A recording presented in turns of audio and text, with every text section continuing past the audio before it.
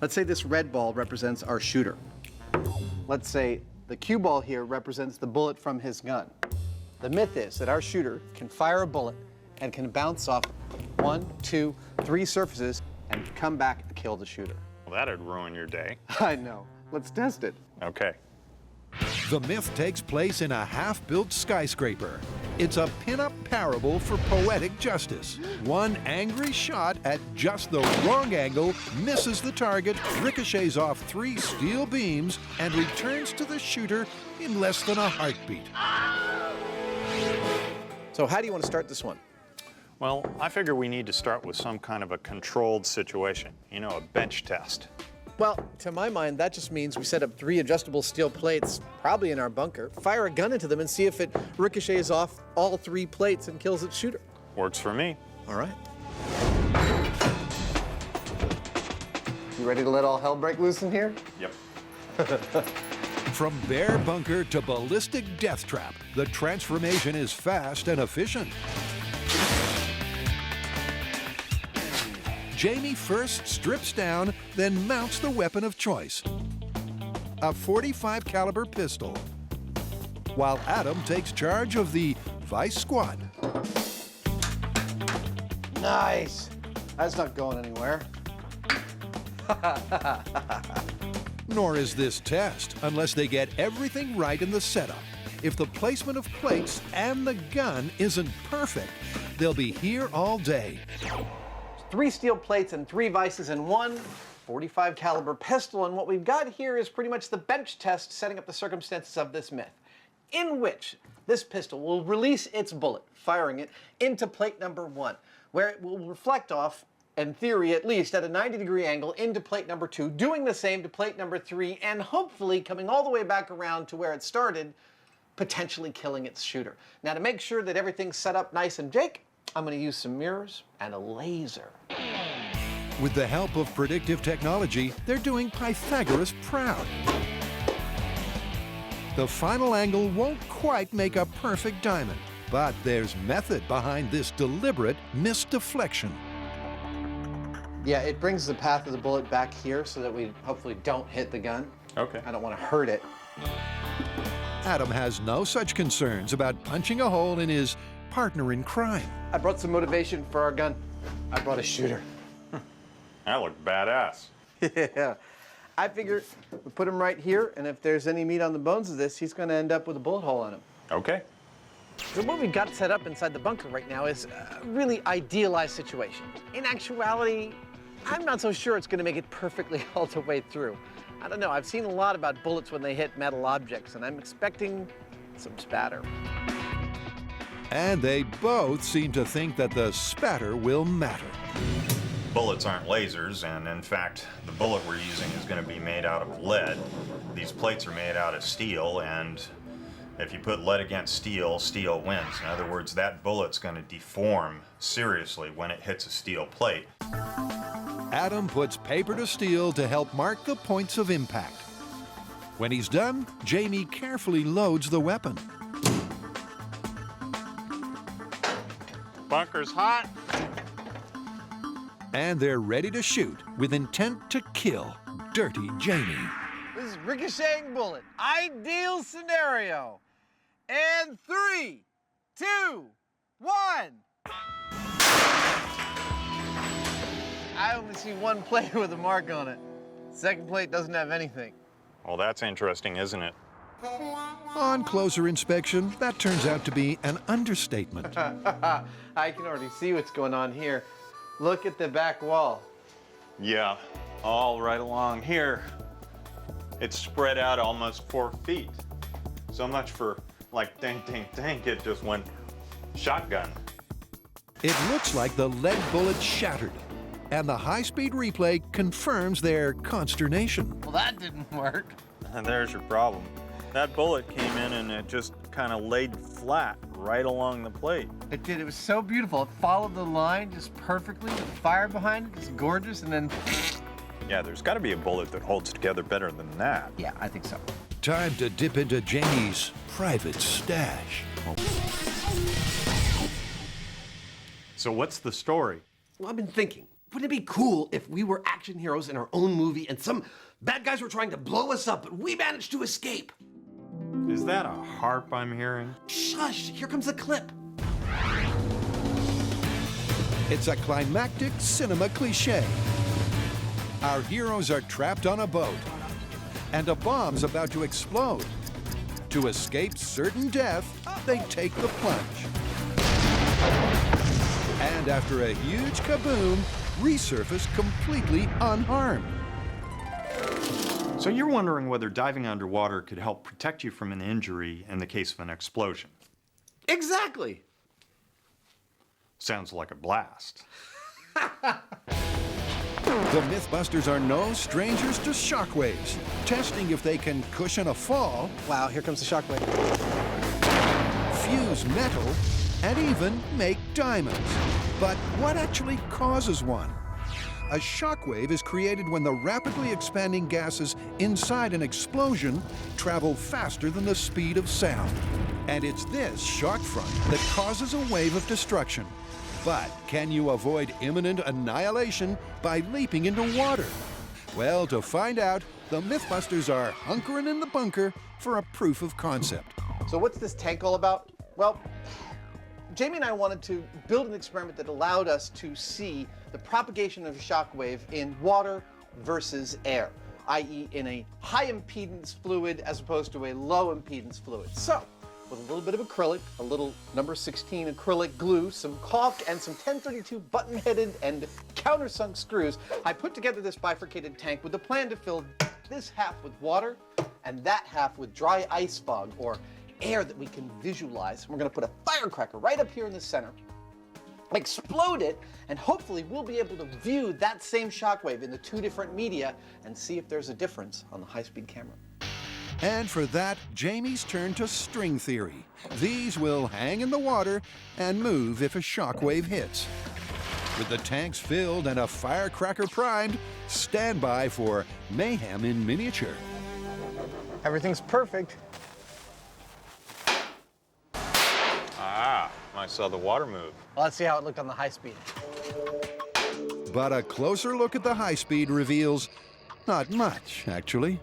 I think we need something bigger than this firecracker. I think we do. We're going to juice things up a bit. This little firecracker only has a few grains of flash powder in it.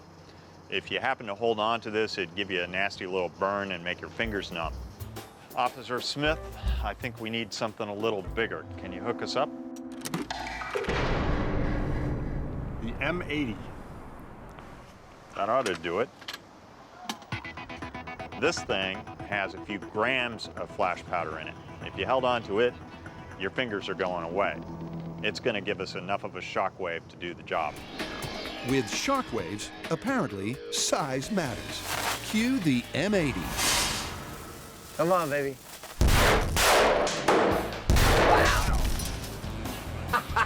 That was loud. And interestingly, I saw the fog move, but not the water. Well, let's check it out on high speed. I didn't see much. Did you? I'm seeing the smoke move around. See that divot there? Remember, they're looking for proof that a shockwave behaves differently in water to air. But the shockwaves aren't showing up on the close-up. So for a bigger boom, it's back to Officer Smith. The M1000, Ah, more? about 100 times more. Hopefully that should tie up Jamie's loose threads. Oh, it's getting close. There it comes. Whoa! I think we're going to have seen something. I think so. Oh, did that blow the door open? There's water on the ceiling. That's always a good sign. A good sign, but once again the high-speed replay has the same problem. There's no clear shot of the shockwave. It's reacting, but they seem to be reacting differently somehow. Well, they're not telling us what we want to see. I think we're going to have to concoct a different test if we're going to learn whether or not there's a difference between a shockwave in the water and a shockwave in the air. I think you're right. We're done here. Okay. Next up is an actual prank. Let me start with a question. Have you ever gone to sleepaway camp? I was a camp counselor for years. Okay, did you ever play pranks on the kids in your charge? Of course. In fact, that was a job requirement. Ever take a sleeping person's hand and dip it in a bowl of warm water to see if they'd wet themselves? Actually, no, but I have always wondered about that one. You're not gonna have to wonder much longer because we're gonna put it to the test. Well, all right then. Aside from our sleeping human guinea pigs, the only piece of equipment the team requires for this test is this moisture-activated voice alarm. So how is it that these shiny strips of metal are able to detect liquid? Well, when water crosses over two of these strips, it'll allow a minute amount of electrical current to pass through it. And this alarm right here is sensitive enough to detect that and start yelling at me. Oh my God, what the hell are you doing? When it does. Next, the guys need a place to sleep. Got my jammies. I'm ready to go to work. And here at the California Sleep Lab, in this bedroom with a view, they've got state-of-the-art monitoring equipment. This looks comfy. A lovely plastic sheet.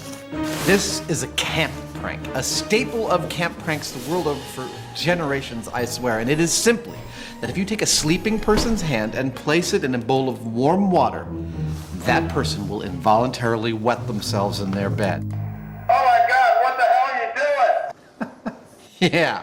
Now, we researched the heck out of this, and we got tons of anecdotal evidence, but nobody seems to have studied it, and that's where we come in. All right, so we're gonna start your hookup now. Okay. We have come to the California Center for Sleep Disorders, and Jamie and I are each going to take turns being the test subject. One of us will fall asleep in this bed, and when we reach the correct phase of sleep, the other one will sneak in with a bowl of water and see if this is in fact true. Do I think this is going to work? Well, in my case, not so much. As it happens, I'm a very light sleeper, and my suspicion is that if somebody comes in the middle of the night and tries to mess with my hand, the other one's going to hit him square in the face. And that is surely the key stumbling block for this myth. Is he sucking his thumb? Unless they are absolutely out for the count, getting the sleeper's hand into the water without waking them up will be tough. But that's where clinical director Michael Salemi comes in. His eyes are closed, but he's definitely not asleep. With all the electrodes on Jamie's head, what are we looking at there? These are his eyes right here, and we're looking at eye movements, and this is his EEG. So we're looking at his brainwave patterns here to see if there's any changes that would indicate that he's actually fallen asleep.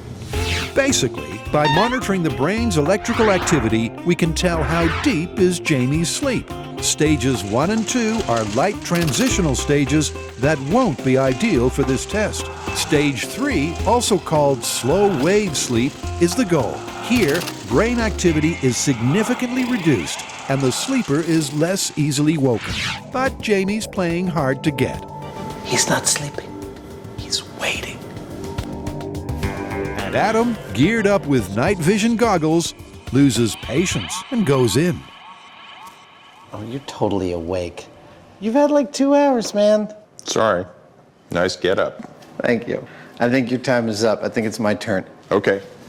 Well, I don't mean to be a party pooper, but no sleep, no results. So, I was right about Jamie not sleeping. He was waiting, and he waited us out. He waited so long we had to throw him out as a test subject. I've always wanted the cyber hair extensions, and now it's my turn. As soon as Adam's down, he's out. And finally, things are looking up. Or are they? Although Adam dropped asleep really quickly, he may not be a very good candidate for this either because Adam has sleep apnea, which means that he's struggling for air from time to time and it's waking him up. So he may not be able to get down into that deep sleep that we need him to be at to do this trick. But before the team runs out of patience, Adam finally descends into stage 3 sleep. However, there's another complication. Both of his hands are under his head, so I don't know what to do other than try it. If he doesn't wake up, maybe we'll get what we need. Now from high diving to deep sea diving.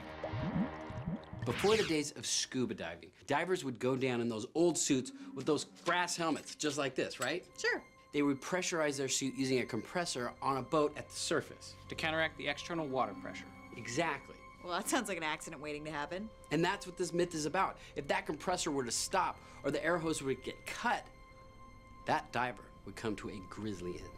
Yeah, without the high pressure air helping to keep the suit inflated, it would simply crush under the weight of all the water. That's right, and the pressure would change so suddenly, it would be so dramatic that it would literally squish the diver into the helmet.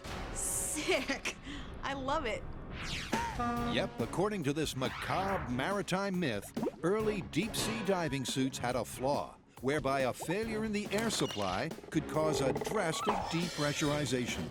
But could the pressure differential really put the squeeze on an entire human body? Or is this a load of pulp fiction? So how do we test this?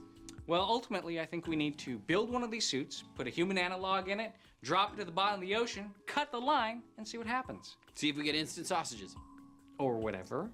Okay, before we do all that, I think we need to do two things. We need to go talk to an expert, and we need to do a few proof of concept tests. And at San Francisco Maritime National Historical Park, ex-Navy diver Mike Ward is just the expert Carrie needs. What do you think? Have you heard this? Oh, yeah. It's been talked about for many years. Whether or not the whole body would go up there, I don't think so, but I think it'd be pretty dramatic. So what kind of diving were these suits used for? They were used for salvage diving, mariculture diving, sea harvesting, construction. They were used for virtually every kind of diving. This was the very first real type of commercial diving suit. How deep do they go? Down to 300 feet on average. 300 feet is quite a depth, but as Mike explains how the suit works, there's one feature that's troubling Carrie: the non-return valve. The valve only allows air to come in one direction. In the event that the hose gets cut, the pressure differential automatically forces the valve shut. It doesn't allow anything to go up the umbilical. You need a dive suit without a non-return valve for this myth to be possible.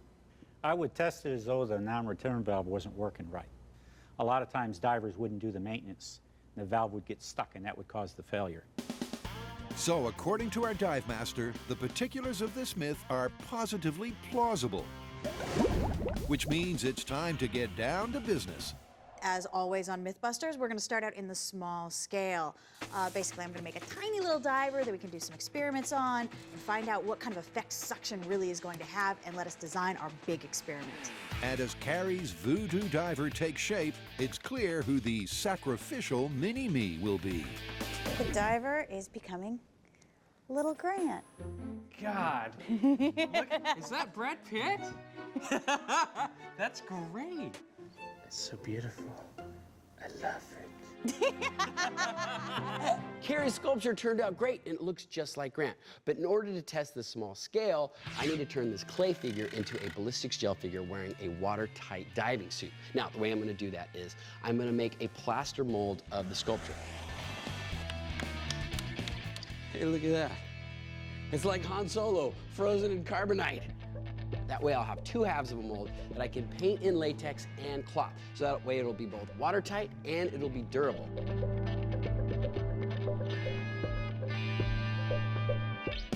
Once the latex is dry, I'll put the two halves together and then I'll fill the whole thing up with ballistics gel. Once the ballistic gel sets, I'll be able to open up the mold and what I'll be left with is a mini Grant diver made out of ballistics gel in a watertight diving suit. Ah, look at that. Look, his little suit's there. It's loose on his body. That's perfect. It'll fill right up there. All right, now let's see if we can get him out without ripping his head off. And thanks to Tori's ingenuity, mini diver Imahara emerges perfectly formed inside a watertight diving suit. It's a little diving Grant. So creepy. Look at the skull. So this is gonna be perfect. I gotta do a little bit of repair work on the seams, but we're good to go. Well, our fire-loving fans want us to start with a bang. Give me more. Well, this guy sent us this video of a bucket, and it has a bunch of matches in it. He lights it, it makes a big fireball. That's perfect. What's up, MythBusters? I was looking on YouTube, and I found a video where some guys got 30,000 match heads, and they put them all together, and they made this great big fireball. And I thought you guys could test it out, see if you can really really do that with matches. According to the video, the backyard blast was made using a tin bucket, 30,000 match heads, and one slow-burning fuse. But fans want to know, did match heads alone create this intense inferno? The video says that they used 30,000 match heads. Now that's going to take a while. Yep. There's nothing to do, though, but get started. Okay. Instead of wooden matches, Adam and Jamie are slicing and dicing paper matchbooks. Judging by that bucket, I'd say I've only got a drop in the bucket. But what's key is the match heads themselves. All match heads use a potent chemical, potassium chlorate. So potent it's found in gunpowder and was widely used in early explosives. But is it potent enough to create the fireball of the fable? Well, feeling frisky after a full 10-hour day of match decapitation, the MythBusters are itching to find out. The YouTube submission that we are replicating here today is a fan who supposedly spent hours cutting the heads off 30,000 matches, dumped them into a steel bucket, put that steel bucket in his backyard, put a little bit of fuse to it, lit it, and the thing went whoosh like that. That looks good enough to try. And instead of doing it in our backyard, well, we're going to do it in one of our favorite locations, almost our second shop, the Alameda County Sheriff's Bombing Range. The bomb range may seem like overkill, but it's better to be safe than scorched. 30,000 match heads. Yeah. Now, has anyone got a light? This right here is slow-burning cannon fuse. It seems to be what they're using in the video. It burns at about 1 foot every 30 seconds. And we just happen to have some around the shop. While Adam gets in touch with his inner pyro, Jamie explores the burning issue of match safety. You've got potassium chlorate, which is the fuel, and then you have phosphorus, which is what makes it sensitive enough to ignite. Now, in the strike anywheres, that phosphorus is on the white tip right here. And so you can strike it anywhere, the two chemicals combine, and you've got a fire. In the safety matches, though, the phosphorus is in the striker pad right there, and the potassium chlorate is in the match. You combine the two and they both go off. Now, we're going to be using safety matches for our experiment because, well, they're safer. Safer, except when you strike 30,000 at once. But is this mayhem just about matches, or did other accelerants fan the flame? Will these behave the way they did in the YouTube clip? Well, that's 20. We're going to be igniting 30,000. Will they create a flame 8 or 10 feet high? Only one way to find out. I love it when common materials are dangerous. Go ahead and light it. I like using the fuse more than almost anything else. So much anticipation. The fuse burns at 2 feet per minute. So 4 feet and 2 minutes of anticipation later. Wow! Oh, nice! That was cool. That was pretty good. It's a sparktacular result. A 10 feet tall Roman candle. Burn for burn, it's the same as the blast in the YouTube video. The high-speed camera confirms it. It's a match, give or take 30,000. That is about the correct height for what it showed in YouTube. Oh, yes. Look at that. Wow. I thought we were looking for 8 or 9 foot plume of hot fire, and that's exactly what we got. Based on this, I think that YouTube video is 100% correct, accurate, and true. In other words, it's myth confirmed. But before you can say, don't try this at home, Adam and Jamie are already hatching a more powerful pyrotechnic plan. But you know we can't leave it there. Oh, I know. Adam and Jamie have already seen that NASA didn't slow down the film to fake the Apollo mission moonwalks. But to conclusively confirm that the footage was shot in 1/6 gravity, they decided they had to experience the real thing. And here at 0G in Florida, they get to do just that. Well, in order for us to do this accurately, we need to be properly weighted. Since 0G is providing us with the moon's gravity, 1/6 Earth's gravity, I need to have the exact amount of equipment weight on me that the original Apollo astronauts had on the moon. And that's about 180 pounds of stuff. And it's uncomfortable. Adam struggling with the excess baggage. This is unpleasant. Jamie, on the other hand, oh yeah, is keen to display his alpha male status. A status damaged after being forced to join Adam playing dress-ups. I never thought I'd see the day. With the weigh-in complete, it's time for the pre-flight briefing with in-flight info from Zero G's Elizabeth Underwood. Elizabeth, now that we're just about to go on, I want to know how good a simulation of zero gravity is this? It's not a simulation at all. It is the real deal. It's the exact same technique that NASA's been using to train their astronauts for the last 50 years. And it works like this. A series of parabolic arcs will give the passengers the physical sensation of weightlessness.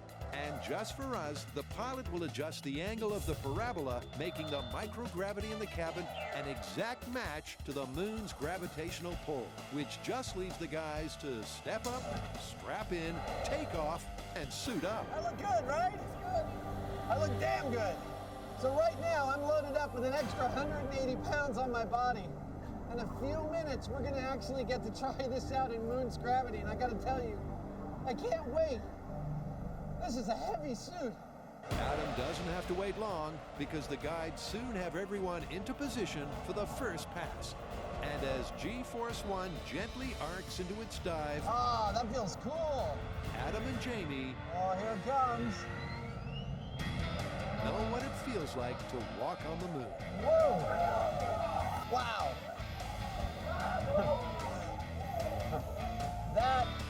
That's 100% wacky right there. Calibrated to match the moon's gravitational pull, the guys just get time to take it all in before the call goes out to hit the deck. Because as the plane begins to pull out of the dive, the G-forces go into the positive. There is a cost to being weightless. The other end of the roller coaster, you've got almost twice Earth's gravity. That's kind of terrifying at first, isn't it? Yeah, it is. I've never experienced anything like that. It is really disconcerting to first weigh double your weight and then 1/6 your weight. In fact, at 1/6 my weight, I felt pretty much weightless. I felt like I could jump 10 feet in the air. This is a first, even for me. Now that the guys have their bearings, the testing can begin. Ready? Adam copies the same run and skip as before.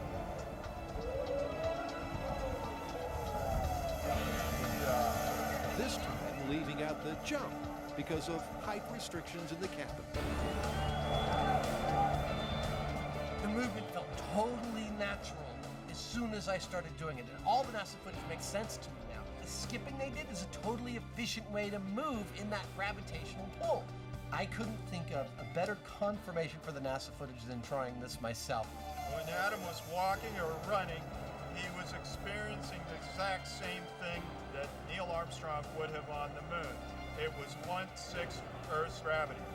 Adam did a great job with the bungee cords. It looked pretty convincing, but being here on this plane in microgravity and watching him, it's totally different. So what's up with the umbrellas? I'm planning to use them to paint a metaphorical picture. I want you to imagine that you are having a midlife crisis and you run out and spend a bunch of your dough on a really nice convertible sports car. Okay. Now further imagine that you're driving it down the street and it starts to rain. What do? You pull over and you put the top up. Aha! That's where the fan site myth states that you might be wrong. That instead of wasting your time putting the top up, that you should floor it, go as fast as you can, because there is a speed at which you can drive that no rain will enter the driver's compartment. Sounds kind of unsafe to me. Sounds really fun to test to me. Aerodynamics, dangerous wet weather driving, and a classic urban myth. This is Mythbuster Country. Because viewers want to know if you've got the top down when it starts raining, will putting your foot down keep you dry?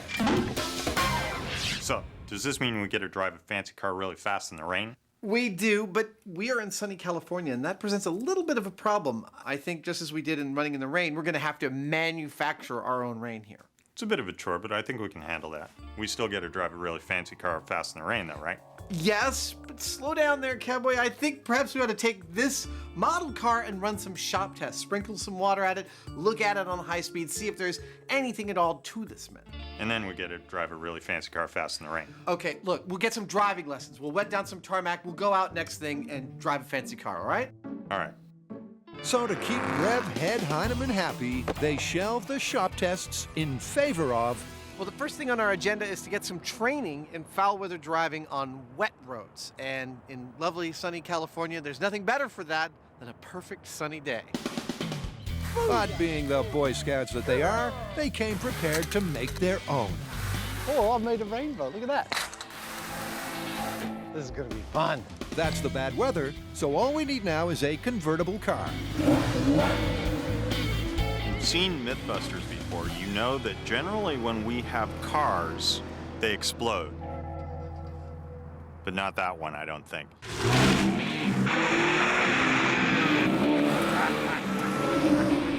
Pretty snappy. I think I know what I want for Christmas this year. Guiding the guys through their wet weather driving instruction is Brian Fraser. Brian's the guy that trains anybody that drives an emergency vehicle how to do it right. That means police, fire, ambulances. Brian's the guy. There you go. You let a little bit of steering out, you felt the catch. Right. If I had a car like that, I wouldn't be letting Adam drive it. Harsh, but given Adam's track record and current over-caffeinated mood, fair.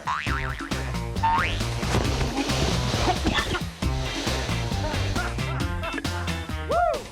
I might have gotten the microphone wet there for a second. Despite Adam's best efforts, the microphone still works, and they get down to business. Well, the surface is now wet. We're going to lose that cohesion between the tires and the concrete surface. We're on a concrete pad out here today. Hydroplaning can also be a factor if we got standing water. Ways to deal with this are get off the gas, slow our speed down. It's going to multiply any reaction we do, so you want to not be jerky in your steering movements. So just smoothing out your steering and backing off speed can keep you in control of the car.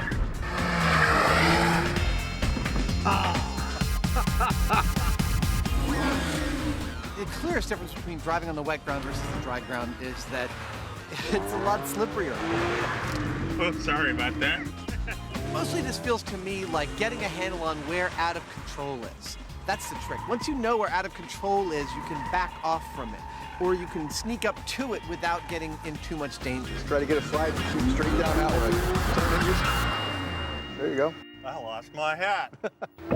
We're just trying to get comfortable with this scenario so that if we hit something unknown out there on the testing site, we can recover safely.